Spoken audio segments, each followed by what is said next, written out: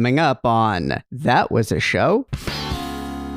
Phenom was a show. This 90s family sitcom featured a teenage tennis champ, a Carly Simon song, and Catholic guilt. It had a stacked cast of TV ringers, including Judith Light and William Devane, plus top-notch comedy writers. So what happened? Lots of people liked it, especially 8-year-old Bryn. The gang has a rowdy discussion about this sitcom and the racket of show business. We grew up during peak sitcom, Seinfeld, Friends, The Fresh Prince. But those shows were diamonds in the rough. This podcast is not about those diamonds. It's about the rough. Some sitcoms were briefly popular in their time. Some were canceled almost immediately. You probably won't recognize most of these, and you'll ask, that was a show?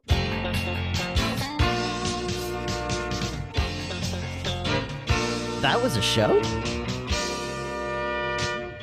The podcast about failed or forgotten sitcoms from the 80s and 90s, starring Bryn Burney, Aaron Yeager, and Andrew Helmer as Barry. a Radio Gizmo production.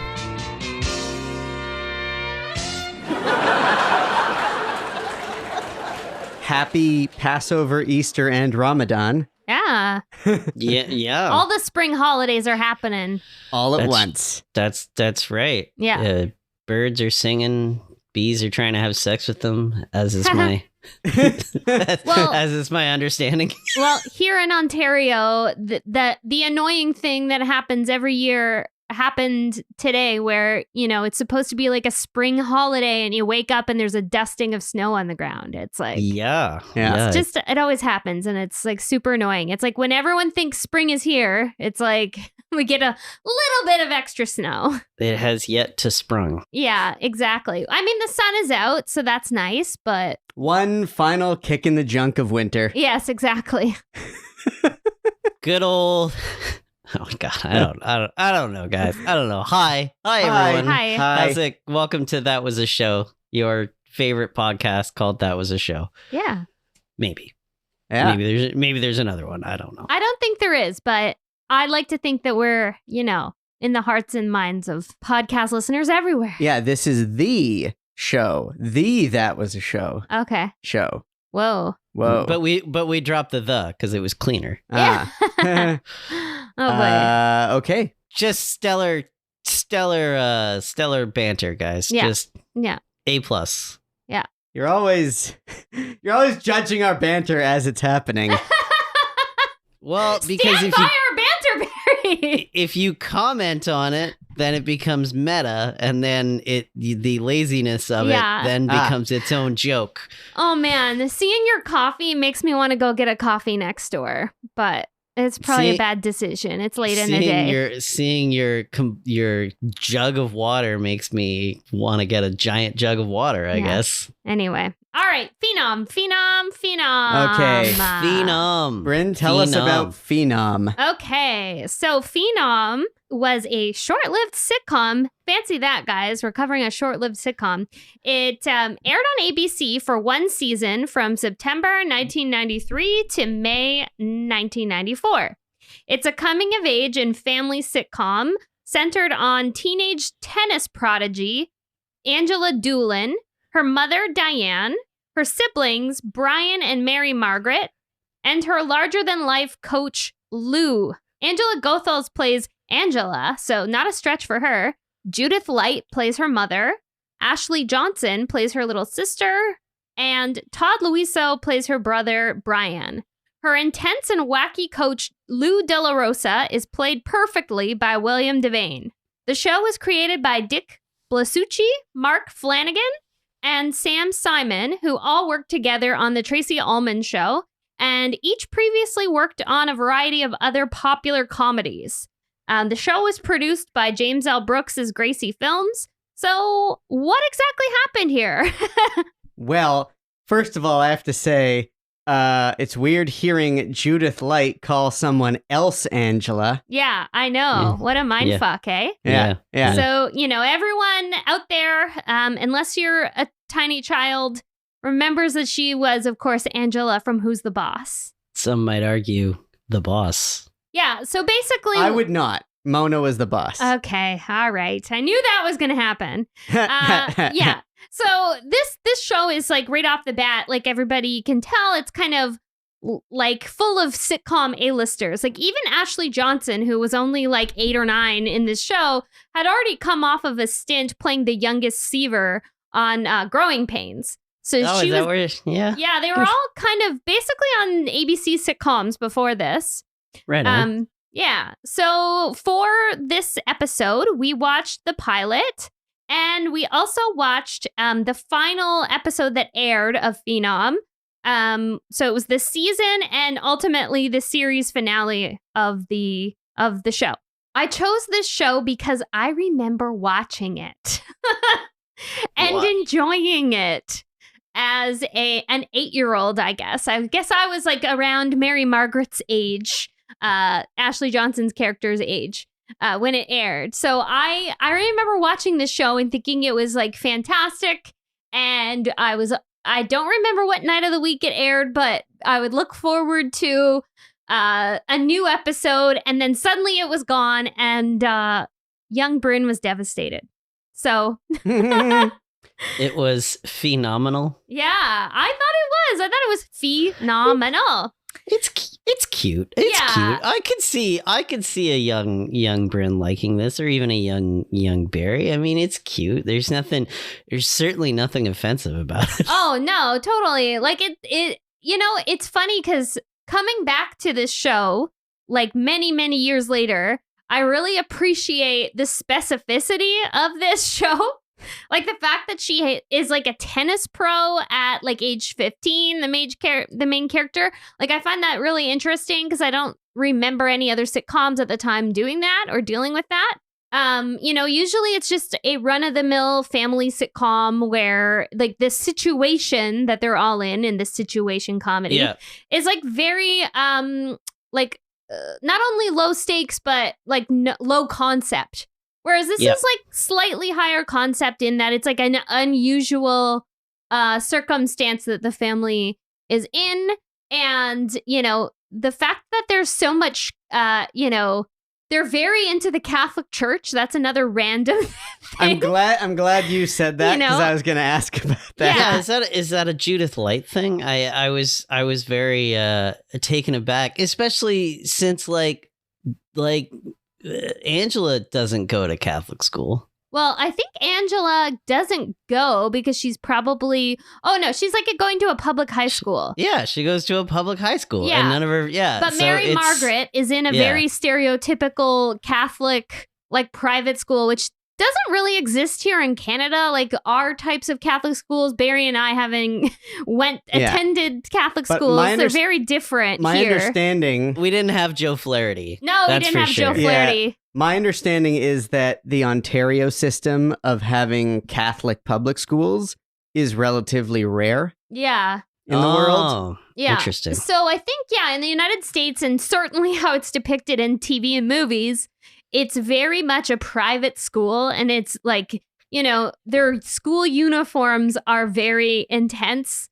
Like the ones that we used to wear when we went to our Catholic high school, Barry, they were very shabby. Like they were very you know, like they were just like a shirt and pants. Like they were not these like weird, like, Well, because it was the 90s and we were just sort of starting to phase out the yeah. we were phasing out the kilt Yeah. and the sweater. Yeah. So we kind of came into it right at the end of that. Yeah, the early 2000s. What we were left with was certainly bland. Yeah, sure. A thought on this whole high concept thing. Like, Yeah. Yeah. it's true. Like the thing of her pursuing this thing, which in Yeah. this case is pro tennis, but Yeah. really it could be anything. Just that idea of someone at that age, like sort of adolescent or Yeah. mid-teens, they're at that age where if they are going to pursue something in that way, like a pro sport Yeah. or perhaps music or theater in a serious way, you know, it's a thing that kids at that age might start to veer into. And you Yeah. don't see a lot of that in shows like this. Yeah. And what I appreciate is that it is a little bit high concept, but not because there's like Yeah. aliens or Yeah, yeah. ghosts Yeah. or like any of those surrealist high concept things. It's a very It's grounded. grounded, real. Yeah. High concept, low stake. Yeah, yes, yeah, high it is. concept, low stakes, grounded. Low execution. So basically, yeah. Sorry. In the 2 episodes we watched, you didn't see a single like frame of tennis. Yeah, no, yeah. Yeah. In the specific 2 episodes, I believe that there is some There in must- the there other must one. be. There has Yeah. to be, right? There has to be. And I think that was the thing that is a little awkward about it. And I don't necessarily think it's why the show didn't last longer. Yeah. But of all the things you could have chosen to be that particular pursuit for a 15-year-old, Yeah. choosing something that is very challenging to actually film and put into a sitcom episode Seems unwise. Yeah. was an unwise choice. But the thing that I wanted to get at that's psychologically interesting to me is that you have actors playing these characters, like the actress who plays Angela. Angela. The Yeah. actress who plays Angela is a child star. So Oh, the yeah, person playing Oh, this that's true. tennis player There's a bit of a parallel. has a parallel in their Yeah. real life in the sense that they, as a youth, chose to pursue acting in a professional way on a very big scale, which Yep. would have disrupted their normal schooling and normal life. So there's Yeah. that line where it's like, can I be a great player and a normal person? And the coach is like, of course not. yeah. And I thought like, it's almost like watching the child actor asking an acting Yeah, coach that's that same interesting. question. Yeah. That is interesting. Yeah. Yeah. So I should, I guess, like run down like the main like premise and theme. So essentially, you know, like obviously the most obvious thing is that it's this family kind of dealing with this pursuit, this very intensive pursuit of the middle child. And, you know, they're all kind of like wrapped up in it. And it's like kind of like all of their relationship with it. But also because it wouldn't be a 90s sitcom without it, there is a single mom. So Judith Light has recently divorced at the start of this series. And the dad is kind of like, he's referenced. I don't know if he's shown in the series again. I He saw might be. in a synopsis. I saw he does come up in a Yeah. future episode, and I think tries to take over the daughter's tennis career. Yeah, Or something that like makes that. sense. Yeah. So basically, she's been left for a younger woman, which is like a trope that we've seen a lot in these shows. And you know, she's just trying to navigate raising her 3 kids, basically, you know, on her own. And she has this middle child with this like exceptional talent and, you know, this very involved pursuit, right? So at the start of the series, you know, at the start of the pilot, they're in their car, they're driving back from a tournament or something, and Angela has just won, and she has this massive trophy between them. And so, you know, there's kind of a bit of, you know, cute back and forth between her and like mother and daughter. And then when they get back to the house, like they're talking as well about the dad that recently, because, you know, they have to have the exposition dump. And it comes out at a certain point, I guess when they get home, they get the phone call from this coach, Lou Della Rosa, that basically he's scouted her at this tournament and he wants to coach her. And so the whole kind of like challenge of that pilot is like whether or not she's gonna leave town to go pursue this coaching with this very prominent coach. And it's like a whole thing of like, okay, this is a big choice because, you know, I'm gonna miss out on normal things for high school and I'm gonna have to like leave my family and all of this. So it's kind of like the thing that they're all grappling with in this episode. And it's kind of sweet, but it's also like not relatable to most people, you know? No, it's not. Also, I wanted to say to round out the family and the tropes. Oh, yeah. You have the younger sister who is, of course, extremely precocious, like off the charts precocious. The thing, though, where she like gives money to a televangelist, that did make me laugh pretty. Yeah. So basically, they arrive home from the tournament and they catch Mary Margaret on the phone about to pledge money to some televangelist using her credit card, the mom Diane's credit card, pretending she's 18. And apparently it's not the first time she's done it. Apparently she's just this like, you know, kind of compulsive kid who just like takes that and likes to, you know, do things that kids don't normally do. And the reason she's like doing this is because oldest brother is not around when he should be watching her. And oldest brother is really wacky. So, okay. So oldest brother Brian, he defies stereotypes of oldest children. Yeah. As an oldest child, he does not like fit the mold either. No. Like, He's not a trope. He's a unique character. He's very eccentric. When I saw him, my first thought was like, how old is this older brother supposed to be? Because he and his girlfriend who's there both seemed like 22 is how old he said he was. Yeah. And I'm glad that they actually answered that question, because I was like, give me a reason why he's also like living with them and part of this whole dynamic. And there's that joke where he's upset that she might leave home to pursue this tennis thing. And he's upset that she'll leave home before he does. Because he's like so 21 he's, like, or 22 jealous, and he's jealous. And so he's a unique character. Todd Really hard Louise- to follow. Todd Luiso giving off like major Crispin Glover energy. Oh, totally. Oh, yeah. It's totally Crispin Glover energy. Like, yeah, it's he's like very kooky. He's like the kooky older brother, which is like an odd, I don't think it's a trope. It is, it's just its own thing. And it works in this. Like, I found it very enjoyable. Kooky older brother. We see it's like, it's not just, I can think of a few examples of similar types, but not like this. Like you have like, say, you know, Will Friedle on Boy Meets World, Right. or I'm trying to think of like Steve Zahn on Titus was another one. Current But day like, examples is Alan Ruck on Succession. Huh? The Sure, kooky oldest brother. Sure, yeah. Yeah. Okay, yeah. But it turns out, you know, and we'll get into this more when we talk about episode 22, he's a little deeper in that episode than what we see in the pilot. It's very funny. And it turns out that like he's kooky and emotional, but also he's like principled and like supportive of his siblings. He's a rich tapestry. Yeah. So we should get to, so we got to get to Coach Lou De La Rosa, because that's when it really gets funny.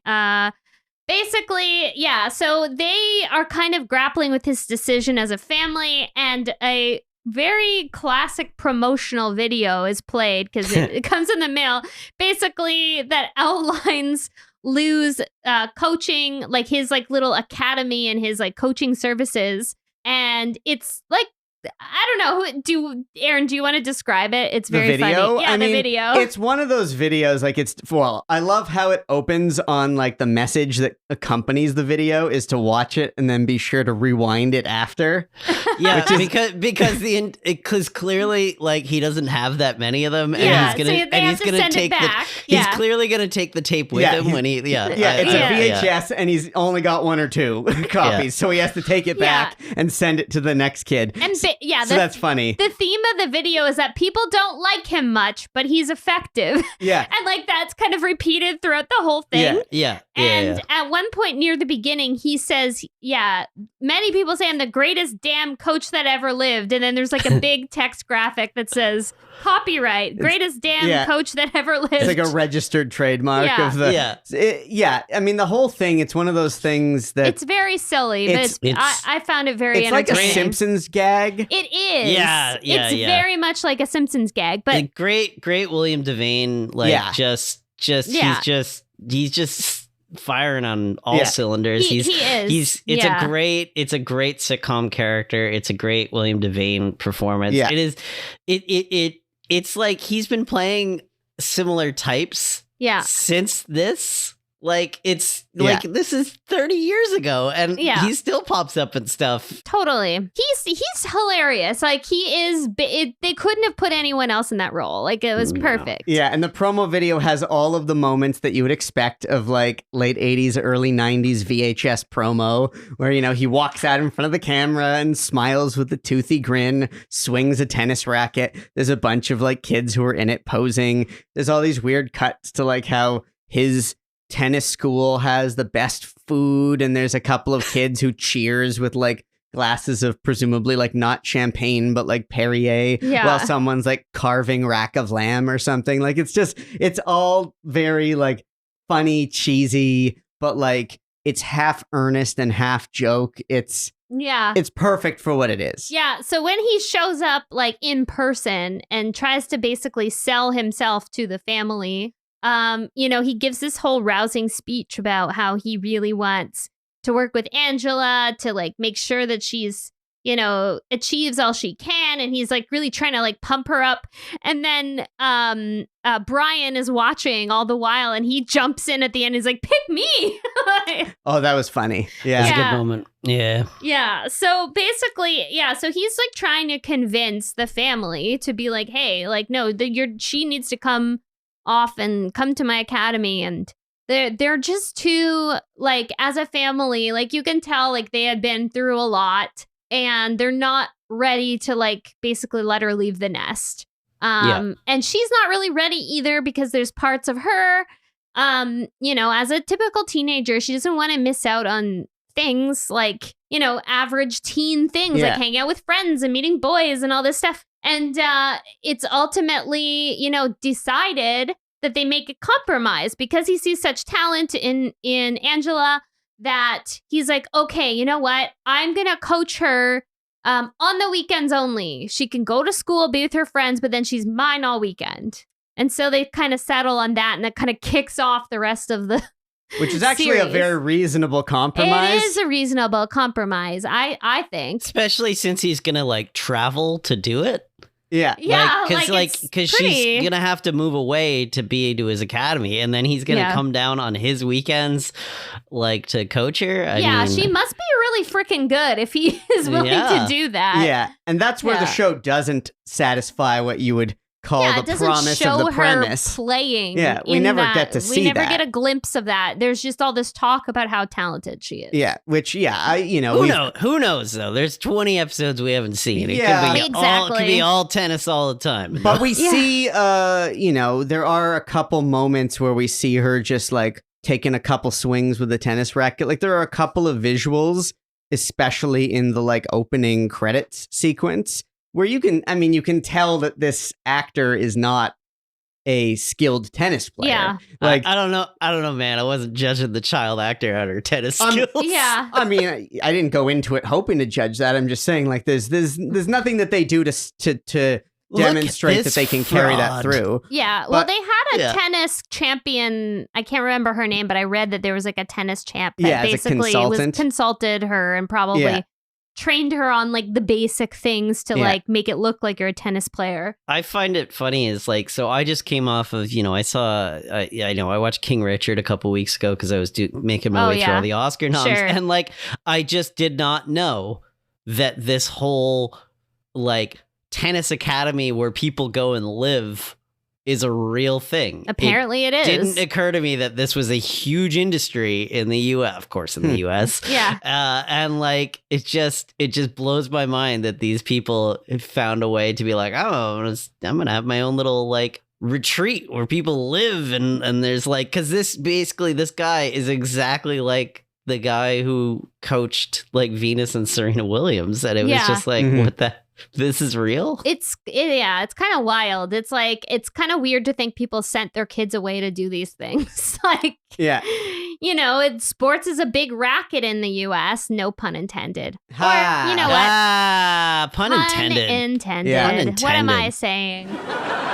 One thing I thought they did a good job of doing to kind of subtly set up the choice that she has to make is that she goes off to this party with a bunch of other kids from school. I love the party scene. And one thing that I found really interesting about the party is that the plot point wasn't her sneaking out to a party and her mom not approving of her going to a party. There was no problem with her going to the party. When she comes back, the mom's just like, so how did you go? Like, what did you get up to? Like, it was just like a perfectly fine thing for her to go off to a party with her friends. But the real plot point that comes out of it is that at the party, this boy that she apparently has had a crush on for ages, some other mutual friend invited him to the party. Some 24-year-old undercover cop, clearly. He looked really old. Anyway, that aside, the whole setup of like, okay, she's being pushed to like meet this guy and he likes her, but she panics and she's acting so awkward. It was so relatable to me. She acts extremely awkward around him, even though he's like not being weird or like pushy at all. Like he's actually being pretty fine, and she's acting super awkward.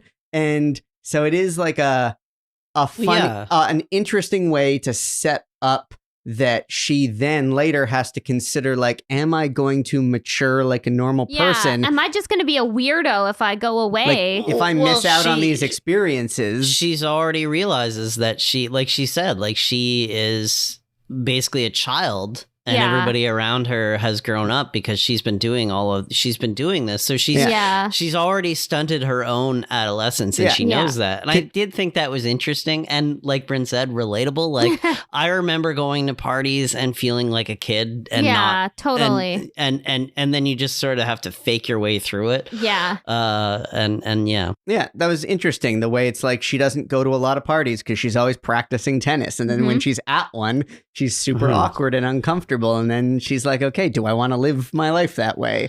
And the show really did a pretty good job of organically setting up the main central conflict of the series. Yeah, and I think a lot of shows would make her be super popular because she was a tennis pro, but in reality nobody would care.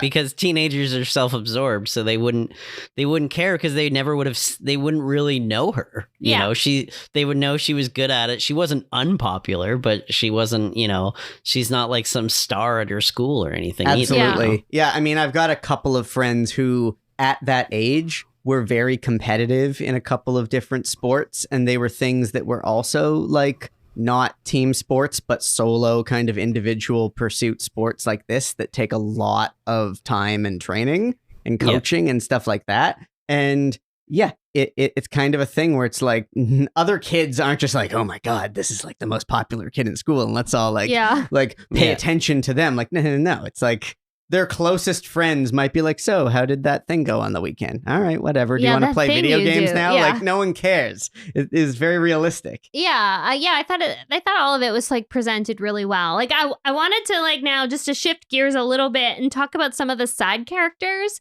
because there were some other really like iconic like 90s TV people that would like pop in minor roles. Like you have Monica, who's Angela's friend. We didn't meet her in the first episode, but we meet her in the final episode that we watched. She's played by Sarah Rue, who was in like basically every sitcom at that time. So she plays her kind of more outgoing, more kind of zany friend. There's also who ends up being her boyfriend. The boy in the first episode, Jesse, ends up being her crush and then eventual boyfriend. And he's played by Randy Jocelyn, which I don't really recognize him from anything else. And I didn't end up really researching. But anyway, but as far as other well-known actors, we have Deborah Jo Rupp as one of the nuns that works at the school. Sister Mary Encarnacion. Yay! And we don't see her in either of the episodes that we watched, unfortunately, but I'm sure she really was quite shrill and kooky as a nun. And then there's another nun, Sister Felicia, played by Marianne Mueller-Lyle, something like that. And then, of course, as we already mentioned, Joe Flaherty pops in as Father O'Malley. So, like, the most stereotypical priest name ever. And, I guess with that, we should, like, talk about episode 22, which was quite a doozy, in my opinion. We should. I did just want to add that I found the hair and vest on Jesse to be very era triggering. Oh, it was. Yeah. He's got some feathered hair. He's got some like feathered to the end of time. Yeah. He looks like he's ready to go to what was that place that did photo shoots for Jostens? Sears? I don't know. Sorry, my cat just did something really cute. Oh my goodness. Anyway, yes. Yeah, like he's early 90s boy, but not edgy at all. Like he's like a preppy early 90s boy. He's not like a cool grunge early 90s boy. No, he's got the hair of Jeremy, not Jason London. He did have a plaid shirt tied around his waist. He did. Which was like just a sprinkle of grunge. Just a sprinkle. I used to rock that. Yeah. I used to rock We all did. We all did. The plaid around my waist. Yeah.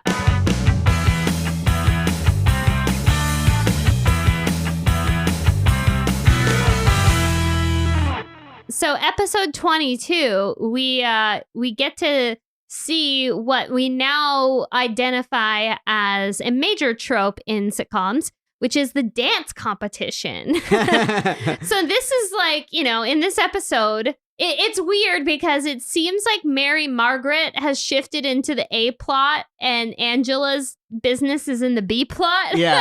Which is like, the show's supposed to be about Angela, but maybe, they were getting lots of feedback that the younger sister was funnier or something, which she is, to be fair. She is. To be fair, she's the funniest character in the show. She really is. Most sitcoms just do episodes that are about the other characters. Yeah. That's why you have an ensemble. Yeah, I guess. Yes, yeah. But for a season finale... Yeah, it's interesting. Interesting choice. But anyway, so basically... Very low stakes season finale. So we start with Mary Margaret taking like a ballroom dancing class at her school. So it's a bunch of little kids in their like little Catholic school uniforms dancing the foxtrot and different things. And Joe Flaherty is like yelling at them to Priest Joe Flaherty. Yeah, Father Joe Flaherty.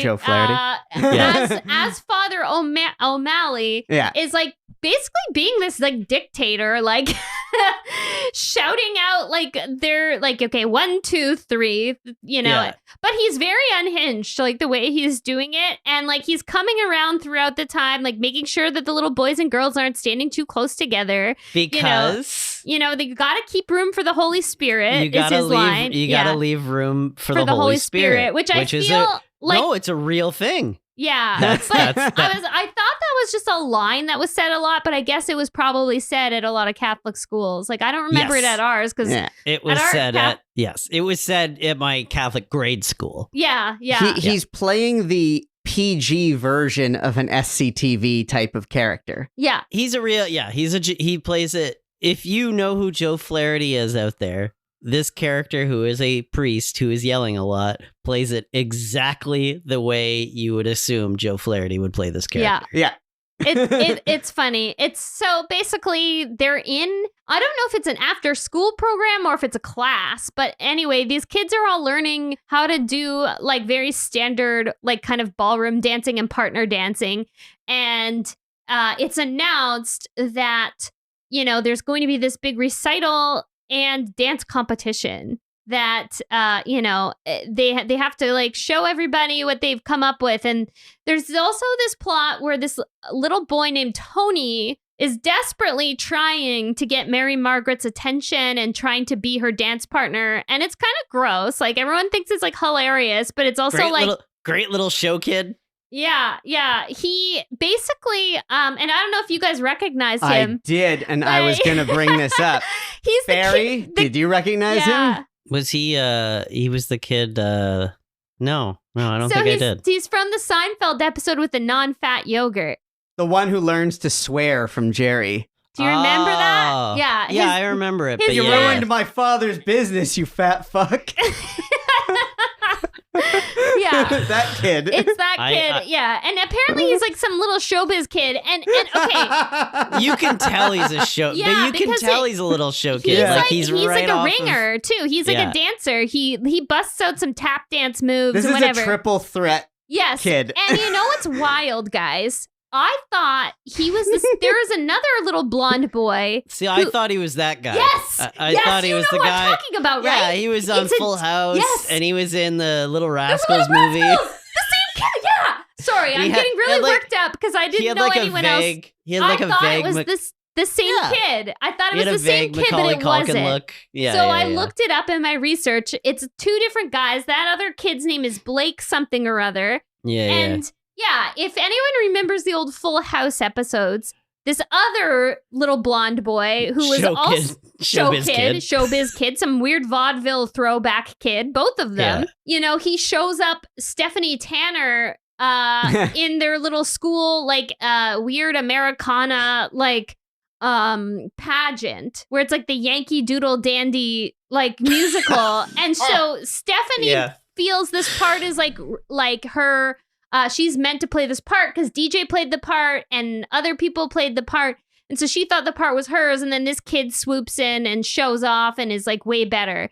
And so I thought that this kid in this episode was the same one. And then I found out it's not. But he happened to be the kid who was in Seinfeld. So yeah, as soon as I saw him, I was like, I recognize this kid. Where do I know him from? And I couldn't place it, so I had to look it up. And I was like, yeah. So to be clear, this kid's name was John Christian Grass. Okay. The one who's in this one. And the other little boy is... Sorry, let me just confirm this. This is very important information. Honestly, people who listen to this show know exactly who the hell we're talking about. Yeah, they do. I would hope so. It's funny though, because I remembered him as I thought he was a Michelle character. McIver Ewing. Yeah. So he's the other little blonde boy who could really dance and was like this weird little like vaudeville type. So it's wild that there were two boys. Like, I wonder if they were always competing at the same auditions. Like, that would be a really like Could fun. Be. No, the other guy is way better. Which guy? The one who was in here? The Little Rascals Full House guy. He could sing. We don't know if John he can. We know that this kid must be able to. This kid has been trained from birth to like. There are probably these like little New York boys who are like raised. They're like, you're gonna be a star, kid. This kid tap danced before he walked. Exactly. So basically, he has a crush on Mary Margaret, and he's obsessed with being her dance partner. And he does all this like creepy stuff of like trying to like dance with her, and she's like not having it. And then he finally says, "I've paid off all the other boys. You're gonna be my dance partner for the rest of the semester." Which everyone's... Nice. He's rich, too. Yeah, it's played for comedy, but it's also gross because then later, Diane, like, basically Mary Margaret is like, complaining to her mom, and her mom's response is, well, she's like Mary Margaret says, I'd rather dance with a mop than dance with him. And she's like, well, a mop isn't going to tell you how pretty you are while you're doing it. And it's like, ugh, gross. Yeah. But then it's like, just put up with the nice boy because he likes you. Like, but Mary Margaret has a great comeback for that, where she's like, no, but the mop will clean up the vomit. Exactly. The vomit I have after dancing Margaret with him. Mary Margaret is basically like an icon in this. Like, she's like... Yeah. Now, after the first episode, I did write in my notes the question, like, does this show have some sort of religious undertone? Because there were, I think I counted 3 or 4 references to... There was a lot of mention of God. Yeah, some religion-related reference. And then this episode, of course, answered that question, because I'm like, okay, so she is in like a religious school, and there's a priest teaching them dance classes and stuff. But it's specifically Catholic, which is kind of funny. It opens it up to more comedy. It's not like, nobody is like preaching, real like religious messages. It's all just like framed by... the Catholic Church and like the weird, repression that exists in that world. And for the time period, like, in the late 80s, early 90s, like this was very common in sitcoms for the characters to be Catholic. Set up some good situations with, kids rebelling against it and stuff like that. Yeah. And actually... Very mildly. To that end, the whole Footloose thing. Okay, all right. So let's get into it, right? So basically, there is this opportunity for Mary Margaret to, dance in this like recital / contest and possibly win. And it turns out that while they're practicing, she's trying to do interesting dance moves that Father O'Malley does not approve of. And he's thinking, oh no, you're too rebellious. Like, you can't do that. And, but Tony's kind of like into it. So they're both kind of conspiring. Like, they want to kind of really break out and do some big moves. And for some reason, Brian shows up at the school. We don't know. He's picking her up. He's picking her up, but it just seems kind of odd and out of place. This is the older brother. Yeah, Brian, the quirky older brother. And there's like this weird kind of showdown between him and Father O'Malley, because Father O'Malley remembers him from when he attended. And so there's this kind of like awkward moment there where they're like kind of confronted. And then Brian takes them home back to the house. And he basically admits to these guys that he's haunted by the memories of, being a child under Father O'Malley's tutelage and like not getting to really be himself on the dance floor. Yeah, and he also wanted to dance and express himself. He wanted to be like, and so there's this whole theme of being an individual, which is kind of wild that it's like through ballroom dancing. Like that's how you're going to be different and show that you're different. But anyway. By learning choreography that someone else created. Yeah. But anyway. So basically Brian is like trying to live through these two other kids. Yeah. He's basically like, okay, we're gonna like you guys. I'm gonna help you guys put on like a show that's like that's gonna blow people's minds. Like this is gonna be epic. And then there's like a full on like dance training montage. A full on Footloose dance training montage. Not just Footloose thematically. Footloose, literally the song. Yeah. They play the Footloose song. It's not with like Kenny Loggins. Like it's obviously a re-recording of it, but it's anyway. like a decently budgeted re-recording of it. No, it was the original. I don't think it was. I don't think it was. Man, they had the money. I don't think it was. We should look it up. But anyway, I mean, they could afford Carly Simon as the theme song. We should throw that out as well. Carly Simon wrote the theme song. Man, they got the money. Yeah. On that note, so yes, Carly Simon did them a custom theme song and performed it. And I wanted to ask if I'm remembering this correct, that was it Working Girl that had? Okay. So no, but the thing with that is they recycled the theme song from the movie. Right. But the one for Working Girl, the sitcom, was not her recording it. Correct. So it was her song. But it was her like song, right? The song that she wrote. It was the same song. It was just another singer recording it. No, it's just when I saw that online, I was like, is this the second time that Carly Simon's coming up for a sitcom theme this year? I feel like, this is a bad theme. I'm sorry, Carly Simon. It's not good. I was like, ugh, this is like very dated. It's not generic sentimentality. It is the most unmemorable piece of music I've heard in a long time. Yeah, sorry, Carly Simon. Sorry. It actively made me mad both times I heard it. Yeah, it totally did. And I felt like it was even dated for 1993. Yeah. I feel like the show itself was kind of dated. Like it was dated more like it was. It felt like 1988. It was like it had like a Walton sentimentality to it that just was not what was going on. I feel like Full House seems edgy compared to this. It does. And Full House is about the most there is funny humor in this. That's the thing. Sure. That's why I'm so excitedly talking about it, is because there is some really funny jokes in it. It's wholesome, but it's very clever. It's way more clever and less like groan-worthy, like Full House. Yeah. Mm-hmm. Hey, you leave Full House alone. So we went off track a little bit. So basically where we left off was Brian decides he's going to be like their dance coach, basically. And and the funny thing is that not only is he like the whole montage is him like dancing with them. It's like right out of an 80s movie, which is very funny. But he's also like picking out their costumes, and they're like, they're very silly costumes and kind of like skimpy. So it's kind of like, what the fuck? But so anyway, so basically they end the montage with the kids exhausted and Brian is like passed out. That was a show? We'll be right back after these messages. Hey, honey, why haven't you eaten your toast? I don't know. I guess I'm just sick of this regular, boring peanut butter. Well, maybe it's time we make our meals an adventure. Whoa, what's this? Wonder Nut Butter? Try it. Wow, it's good. It's spiced, but not spicy. You're such a witty and precocious child.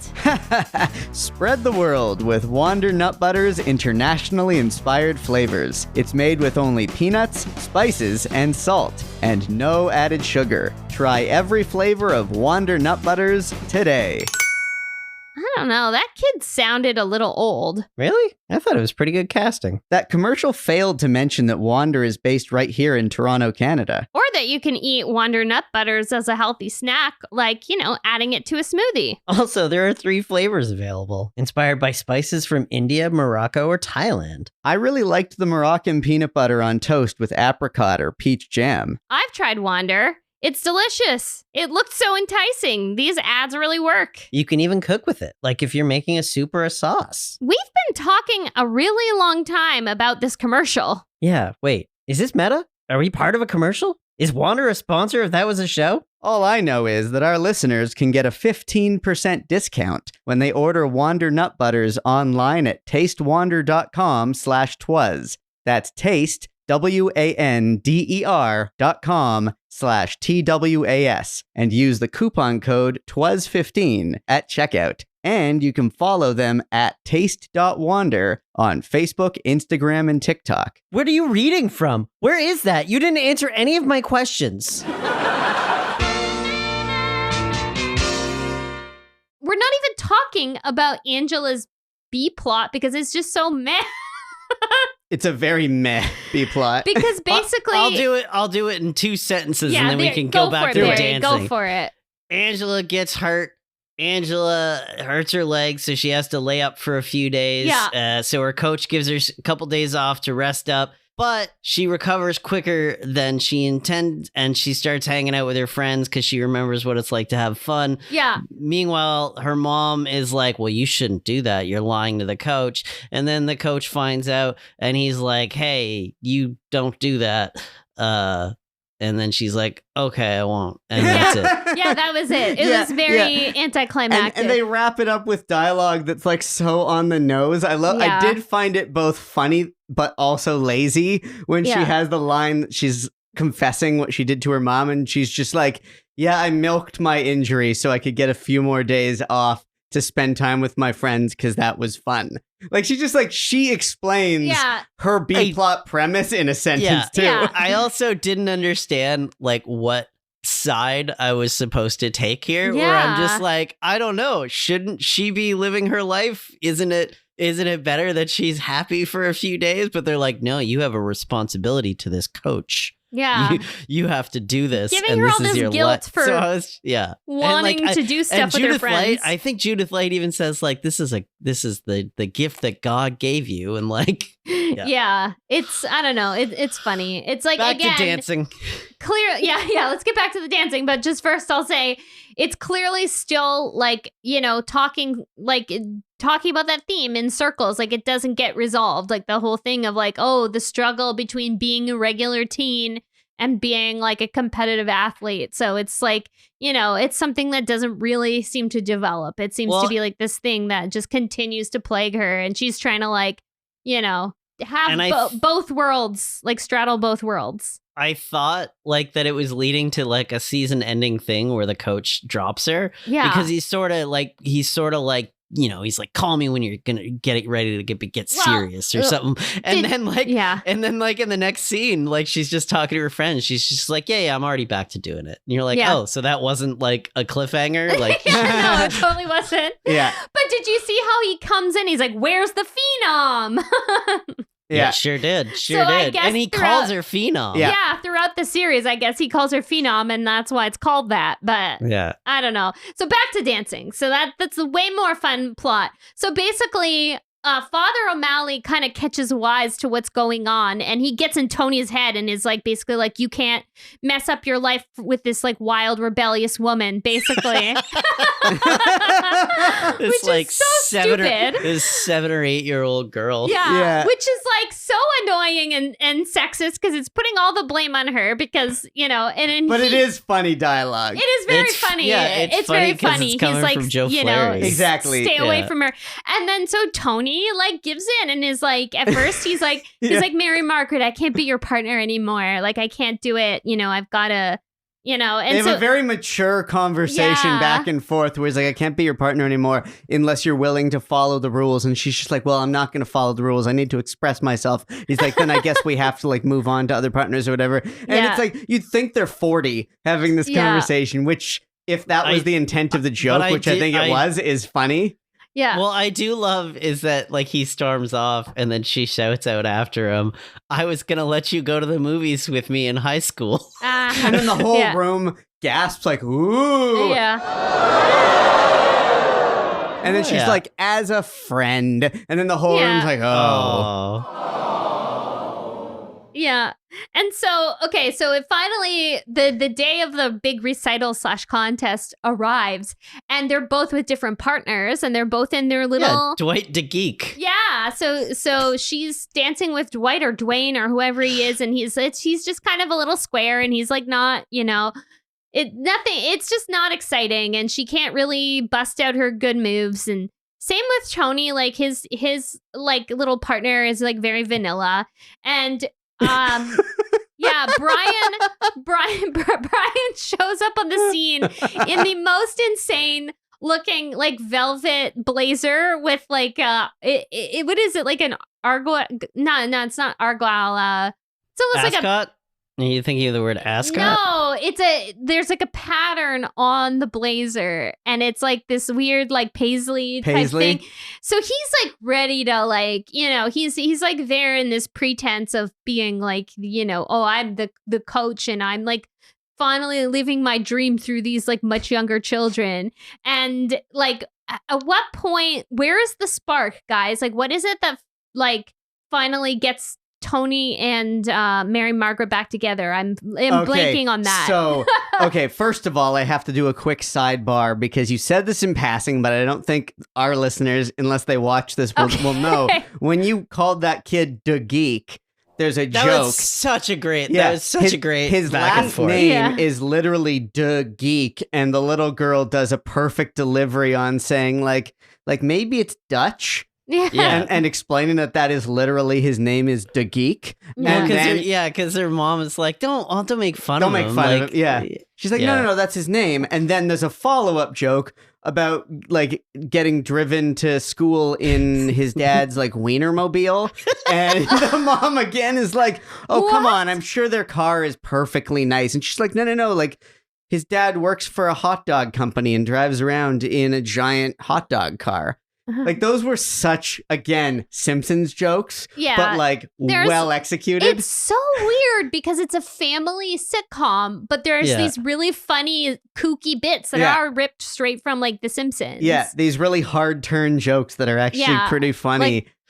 But I mean, those are kids' jokes too. A kid would laugh at all that. They're wholesome enough that you can fit them in there. Yeah. But yeah, what was the turn? Well, okay, so first of all, she's dancing with DeGeek. They get cut out immediately because he's like a brutal dancer with like 7 left feet. So what it is the recital portion ends and then the contest begins. Yeah. They get cut immediately. Yeah. And then she's very sad and disappointed because she gets to dance for like 4 seconds because he's brutal. He's not good. And then mom is consoling her and says, no, this isn't your fault, sweetie. This is my fault. I should have supported you. I shouldn't have made this about you winning some contest. I should have just like let you dance the way you wanted to dance, because she realizes like, well, she followed the rules and she got cut instantly. So that's like not a good experience for a kid. So the mother's apologizing to her and says like, you need to do what you're going to do or whatever. Yeah. And the mom basically then encourages her to like show whatever it is that she had planned as her special dance. And then she goes and like convinces Tony to, and at this point it's been set up that Tony is going to win. He's gonna win because Joe Flaherty like loves the kid and he thinks he's Joe Flaherty wants this kid to win. It was almost like predetermined from the beginning. Like it was a lock. The kid had it under a lock. And then my favorite joke is when he's going around all the kids and he's cutting people and he goes up to Tony. He's like, this thing's yours, but I'm going to string along the other kids for a couple more minutes. Yeah, exactly. Yeah. So he knows he's going to win, but he bows out anyway. And tells his partner. I'm taking a stand. Taking a stand on what does he say? Everyone's individuality or something. He's like apparently, according to Anne Margaret, I have to take a stand on behalf of everyone's individuality. Mary Margaret, and says it like, again, like pretty funny deadpan delivery. Yeah. And then they break into... Okay, but wait, there's a very funny beat right before that. So she grabs a cassette tape.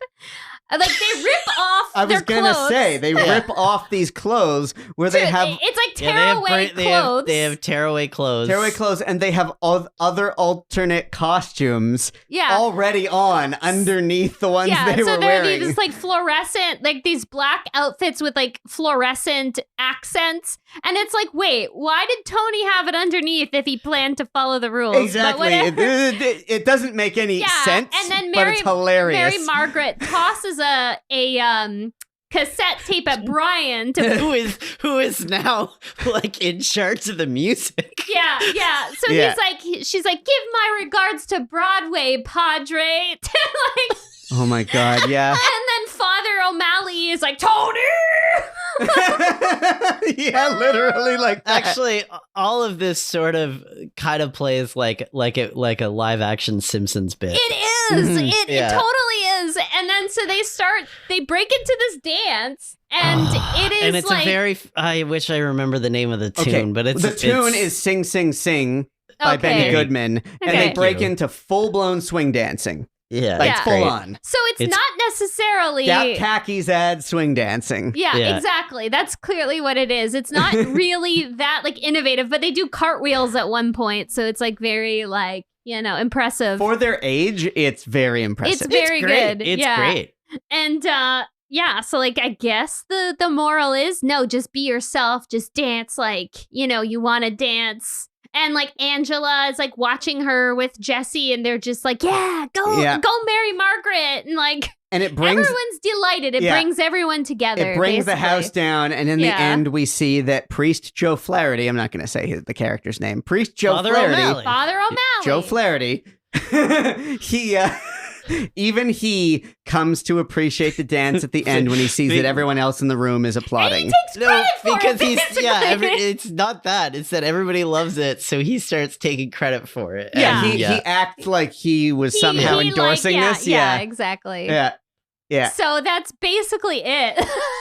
yeah, it's basically it. Yep. Except for one more thing. The older brother, I didn't realize this in the first episode, but in this episode, I realized, like, where did I just see this guy? High Fidelity? I was like, oh, I just saw him in High Fidelity. Yeah. And yes, Barry, I watched High Fidelity for the first time ever this week. God, how have you not seen anything? I know. It's the worst. I was watching High Fidelity, the series, which with Bonet, yeah, no, with Kravitz. It's Lisa Bonet's daughter. Right, thank you. Yeah, so it's Zoe Kravitz is playing like it's like a gender swapped like High Fidelity. It's actually very good, and I'm sad that it only had one season. But anyway, it basically really improves on the movie, because if you watch the movie now, the movie is still classic. There's just some things that are not quite great. Doesn't really hold up. A lot of like toxic male like things.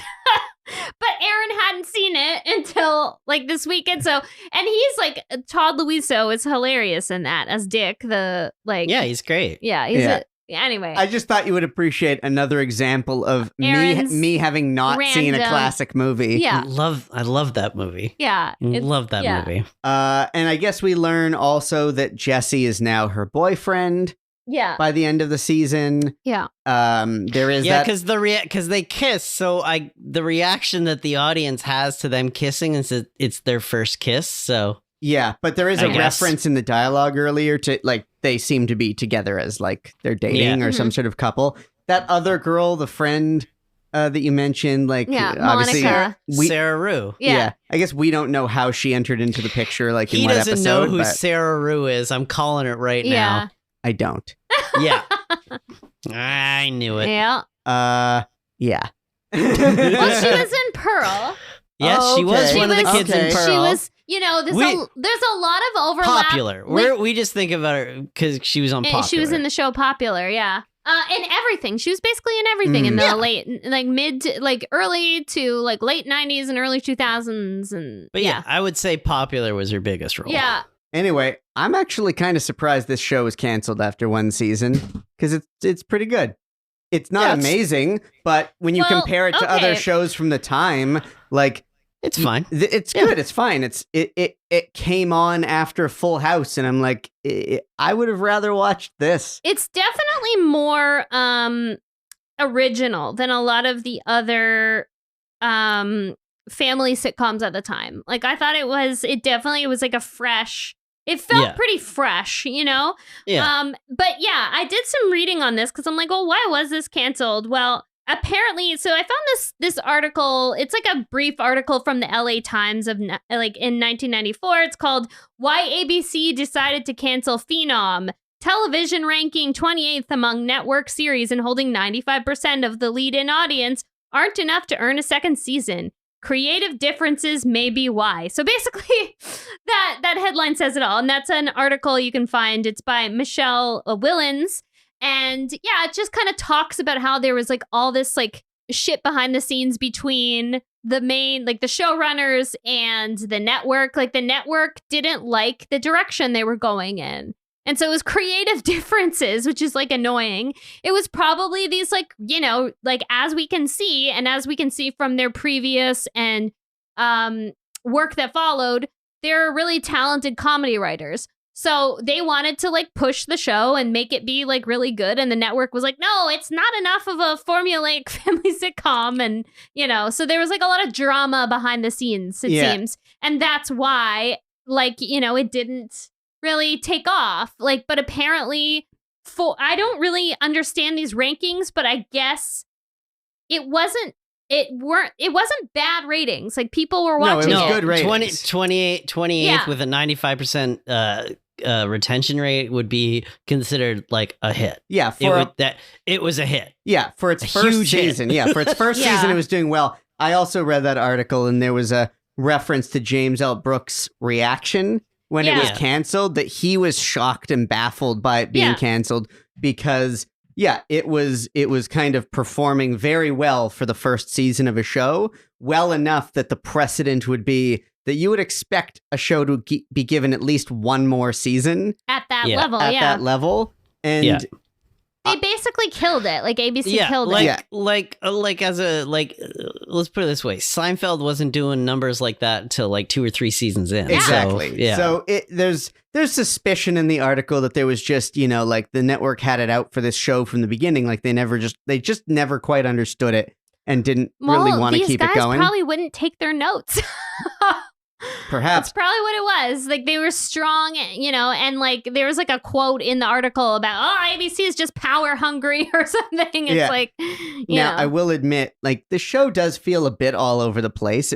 Some of it seems kind of random. So if you're saying like, explain this show or explain where this is going in future years, between the thing we identified with like, how can you keep this tennis trajectory going when there's not much you can really show with that? And there's only so many plots you can base around her being torn between the two worlds of lots of tennis practice versus wanting to be a kid. Like, there's only so many times you can do that. It's like, I get it. It is a little hard to define, but at the same time, if it's funny and getting good ratings, give it one more year to figure it out. Essentially, it's just a family show that has like a bit of a hook to it. So it's like, you know, if they stop focusing on the tennis stuff, then they just lean into the family stuff. Yeah. They knew that.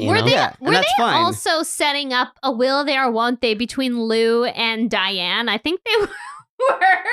They might have been, because he was hitting on her at the beginning from the outset. Yeah, from the pilot, like he was. Sure, he was a male character on a sitcom. Yeah. Of course he was like hitting on Diane, and then like it didn't really. There wasn't really anything like that in the second episode. So maybe it was something they tried, but they like abandoned or something. It was a pretty Lou light episode, though. Yeah, it was. But I did see that the premise of one of the other episodes in the middle of the season was that Lou briefly dates her sister. Oh, shit. Who visits. So definitely a will they, won't they, because that's the kind of thing you would... That's the jealousy thing that you bake in, that's the kind of thing you do. I mean, I'm not gonna lie, guys. I might have to revisit this show even more because I really enjoyed it as a kid, and I can't say I didn't enjoy it. Like, this would be a fun thing for me to watch all the way through, I think.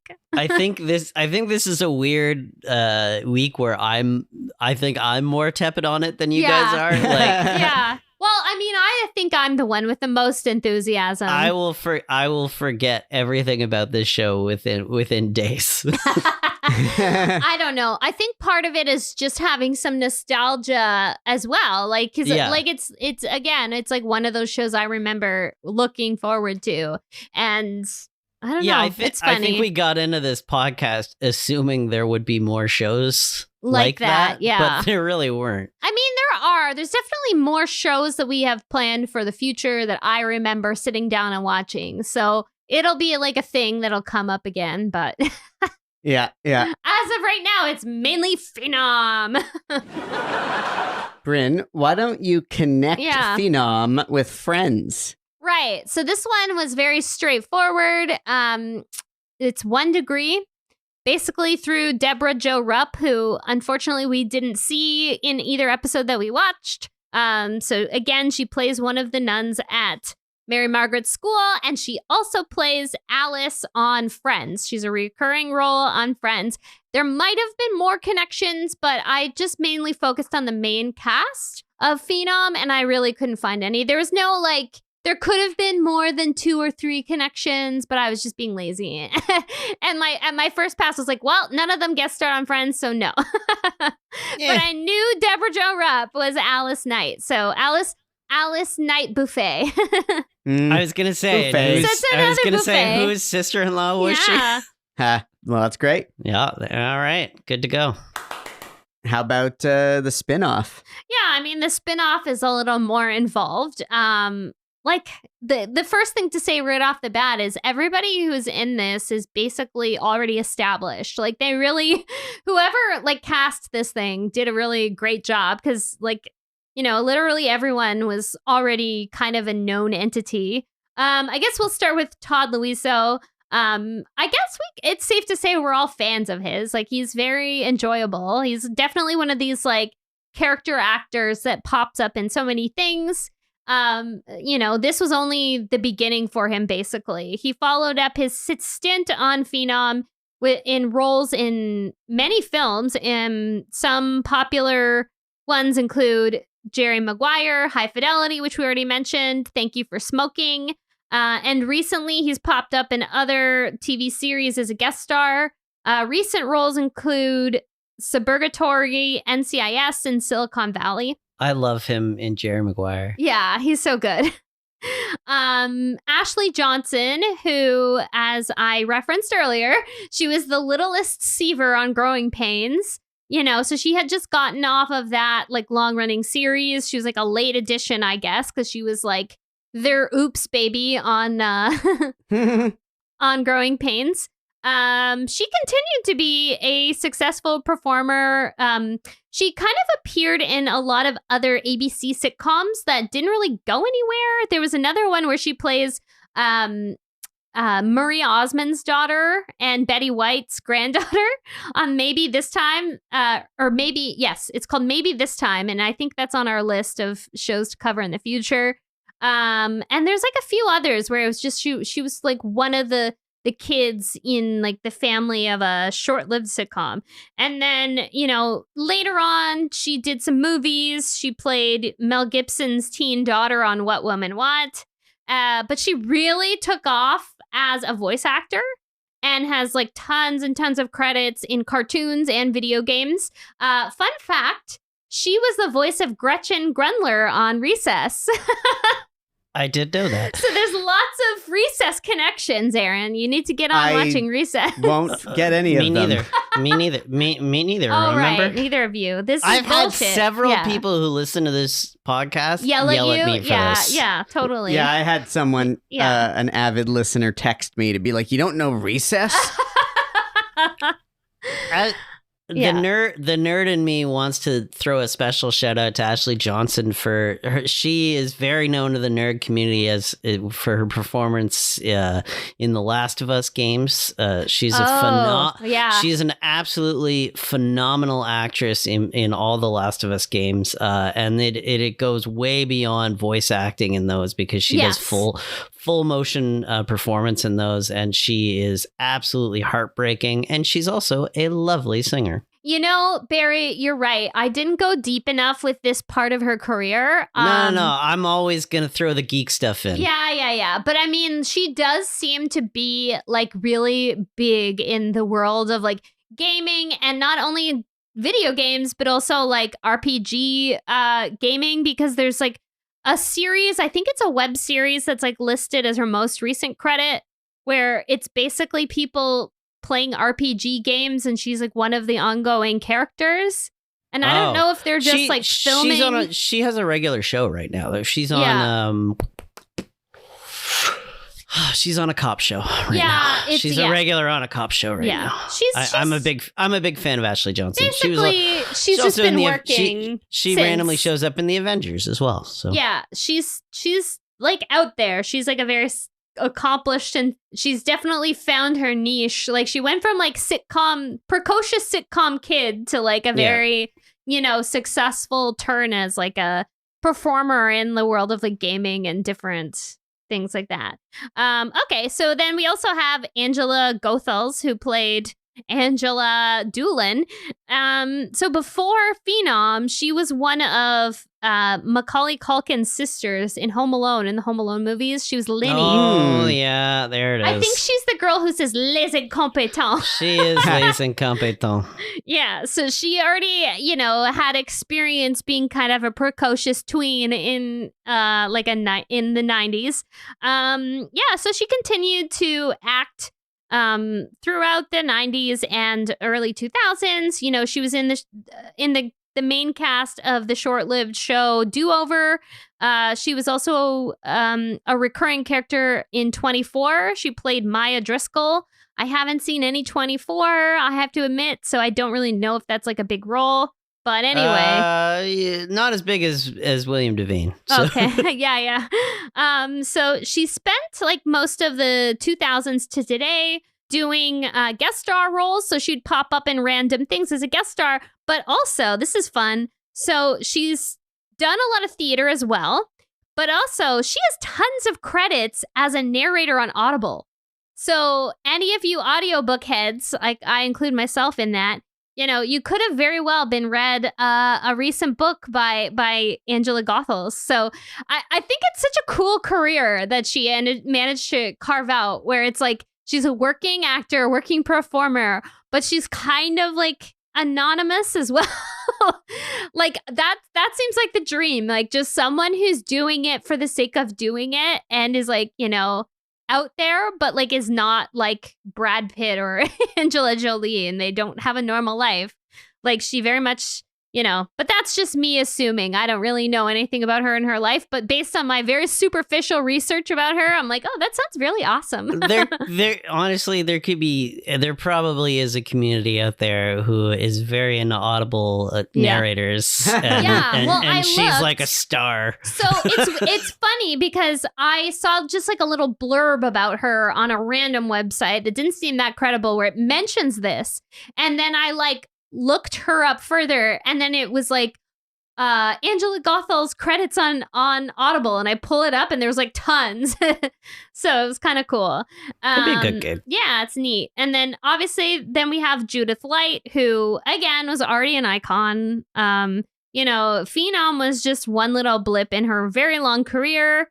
I feel like she's been in everything from my childhood. What did we see her in very recently that was good? Well, she was in Transparent. She's the mom in Transparent. And something else, I think, too. She was in Tick, Tick, Boom. She plays the agent. So she plays Jonathan Larson, which is Andrew Rannell's character in Tick, Tick, Boom. She plays his kind of wacky agent. Yeah. And that's right. She was also really great in the American Crime Story Gianni Versace season. She was like really, really good in that.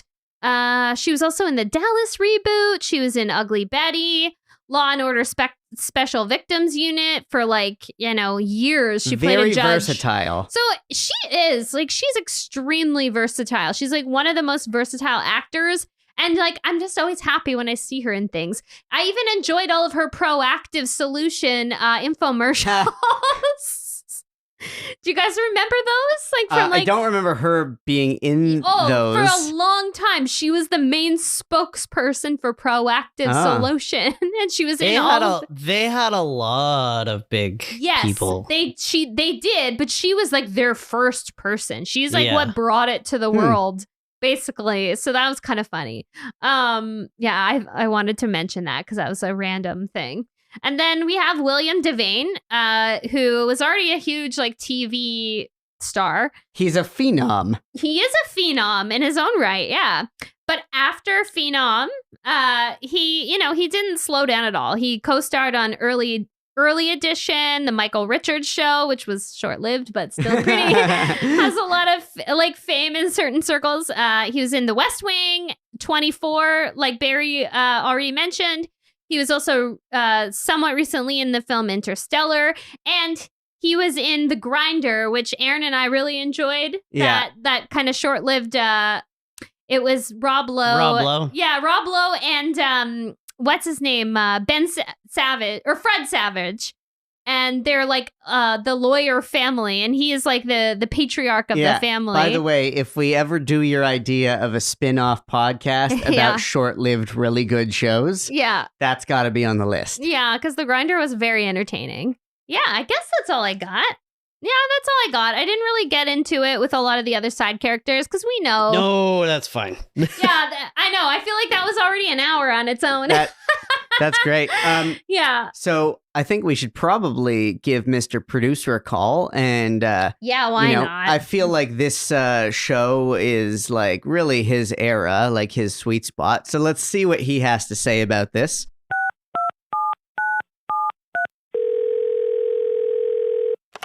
Hello, my boy.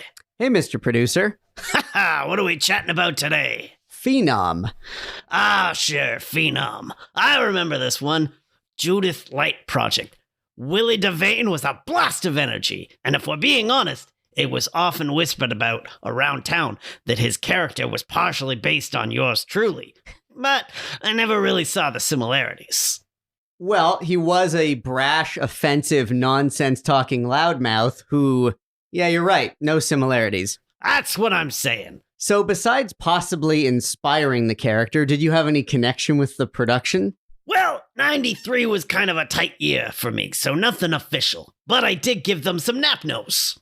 Nap nose? Napkin notes, couple outstanding showbiz types like myself, they get to grabbing cocktails at a place like the Bella Vista Lunchroom or the Superior Hat Club, and of course, we do some gabbing about our projects. So you're chatting, and you jot a few bullet points down on some cocktail napkins, and boom, you just saved a pilot.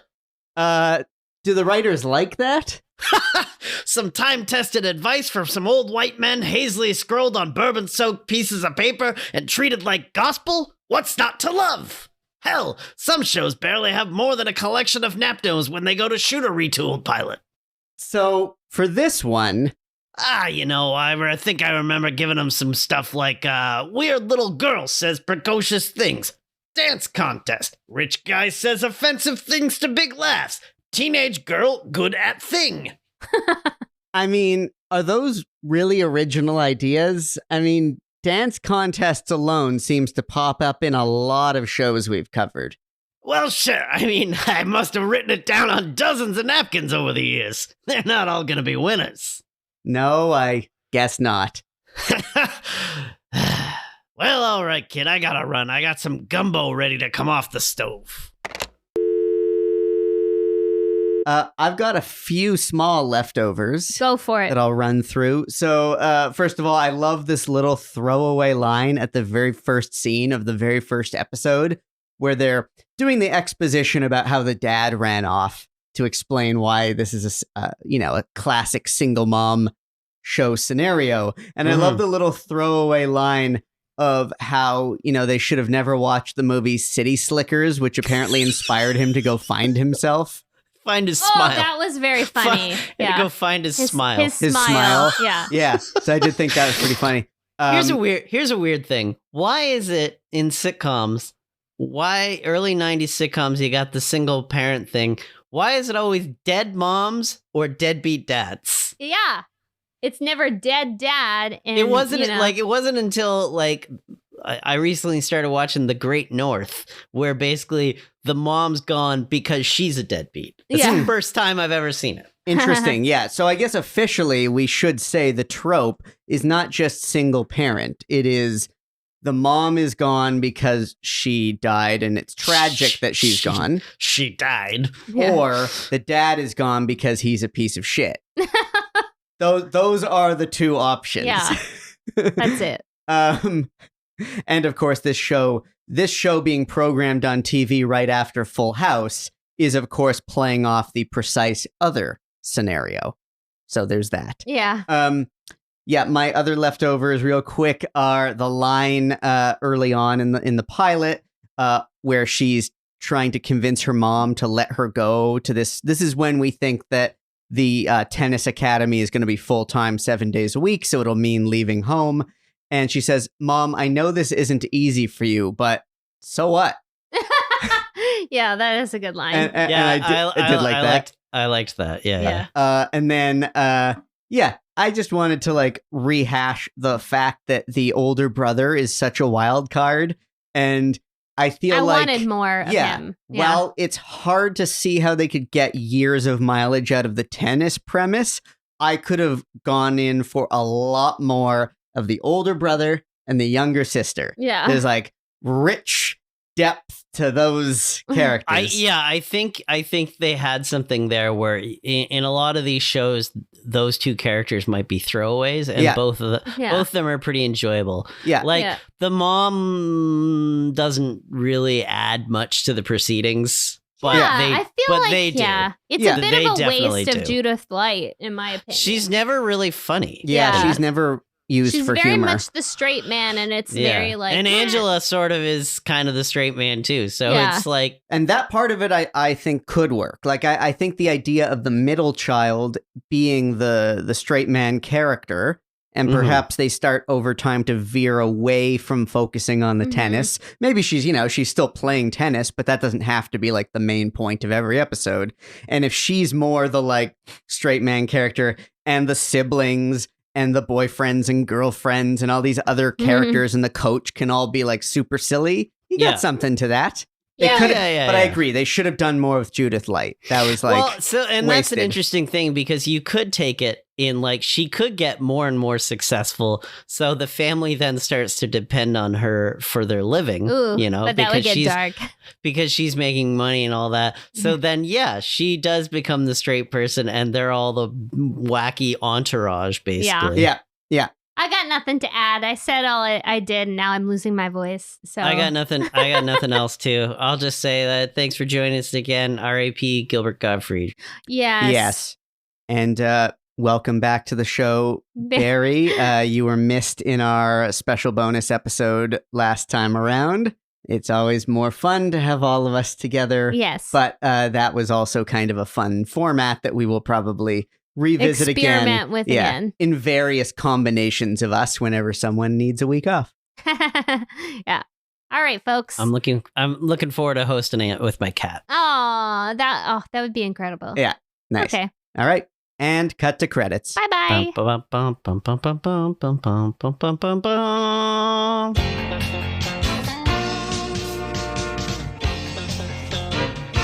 That Was a Show is created and hosted by Bryn Burney, Andrew Barry Helmer, and myself, Aaron Yeager. It's a production of Radio Gizmo in Toronto, Canada. Subscribe, rate, review, and share. Follow us on Instagram and tell your friends about it. That Was a Show? Radio Gizmo.